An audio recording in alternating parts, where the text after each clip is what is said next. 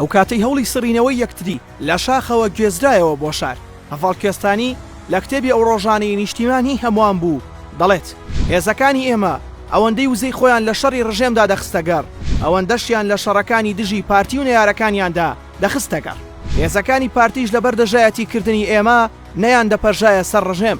ئێمە و ئەوان لە ناو قوڵایی دۆڵەکان و لە لاپاڵەکاندا ملمان بە ملی یەکتریەوە نابوو.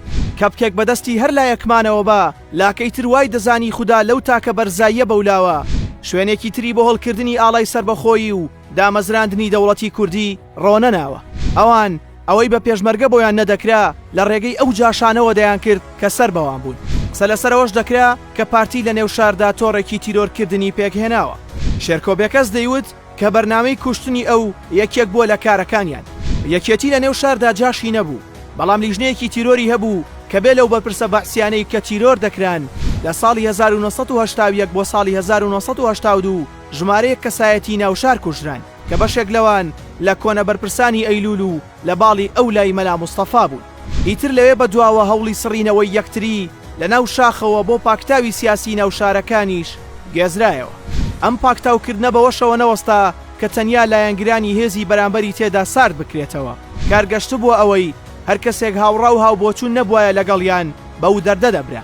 فواد مەجید میسری لە کۆمەڵێک بابەتی ئەدەبی و هونەریدا باسی لە کوشتنی جەمال عیرفان کردبوو کە لە سەردەمی حکومەتی شێخ مەحمووددا تیرۆر کرابوو و 6 ساڵ دوای تیرۆرکردنەکەی شانۆنامەیەک لەسەر ئەو ئامادە ئەکات و ناوی شانۆنامەکەش دەنێت راپۆرت. لەسەرم بابەتە راپۆرت لە فواد دەدرێت لە لای سەرکردایەتی و شانۆنامەکەی بە دژی کۆمەڵە و یەکێتی و شۆڕش لێک دەدرێتەوە چونکە لەگەڵ ئەو جوڵانەوانەی ئەو کاتی هیچ لایەنێکیاندا نەدەگونجە. هەرەو کات تۆمەتی ئەوەشی دەدرێتە پاڵ کە دەیەوێت سەر بە حکومەت ڕێکخراوێکی مارکسی دا بمەسرێنێت. ئەمە ژوای کرد لە پاییزی ساڵی 1982دا فەرمانی کوشتن بۆ ئەو بیرمەندە ڕۆشنبیرە دەربکرێت. فواد کاتێک بە هەوڵی کوشتنەکەی دەزانێت نامەیەک بۆ نەوشیران مستەفا دەنێرێت و تێیدا دەنووسێت کە ئەو شتانەی لەسەری وتراون و دراونەتە پاڵی هەمویان شتی ناڕاست و پێچەوانن. کاک نەوشیروان منی بان کرد و نامەکەی نیشاندام و پێیوتم تۆ پێ دوایە ئەمەی دەگوترێت تەنیا گومانە؟ پاژەوەی من وتم کە ئەوە ناڕاستە و ئەو شتی ئاوا ناکات. پێشنیارم کرد و پێم وت من پێم باشە ئێوە نامەیەکی بۆ بنووسن و پێی بڵێن کە ئێمە گومانمان لە دڵسۆزیتان نییە و داوای لێ بکەن کە ئەو توانایی هەیەی لە خزمەتی شۆڕشدا تەرخانی بکات تاکو شتی ئاوا ڕوبەڕووی نەبێتەوە. داواکاریشم پەیامێک بدەیتە سەرکردایەتی کە لەسەر جیاوازی بیر و ڕا بیر لە ئازاردان و کوشتنی کەس نەکەنەوە. دواتر بۆم دەرکەوت کە کاک نەوشیروان ئەو نامەی نیشانی چەند کەسێکی تریش داوە.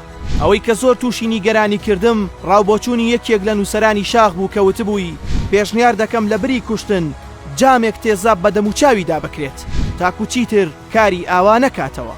دیمەنی ئەو تێزابکردنە بە دەموچاودا لەبەر چاوم لا نەدەچوو و لێم ببووە مۆتەکە و هەمیشە لە شیرینی خەو ڕای دەچڵەکاندم و ئارامی لێ هەڵگرت بوو تاکو ئەوەم بیرچێتەوە هەرزوو ئەو ناوەم بەجێ هێشت و ڕۆشتم.